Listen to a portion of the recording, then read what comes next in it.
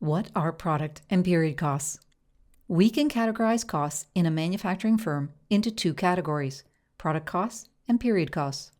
Product costs are made up of the following: direct materials, direct labor, and manufacturing overhead. Remember that manufacturing overhead is made up of indirect costs, such as the indirect materials, indirect labor, and indirect other costs that we incur due to the manufacturing process, such as the factory and equipment depreciation.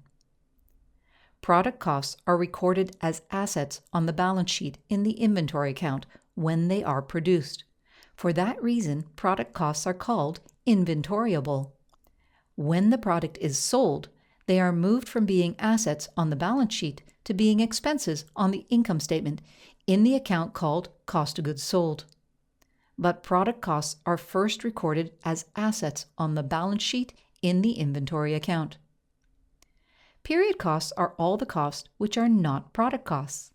It sounds strange to describe period costs in this way, but these costs have nothing to do with the production of the product. Some examples of period costs would be office supplies, research and development costs, the president's salary, the building and furniture depreciation for the head office, and the cost of marketing or advertising the product. Period costs, because they have nothing to do with the production of the product, must be expensed in the period they are incurred. So product costs made up of direct material, direct labor, and manufacturing overhead is always recorded as inventory on the balance sheet. They only become expenses when they are sold. Period costs, made up of all the costs that are not product costs, like selling and administrative costs, are expensed on the income statement immediately when they are incurred.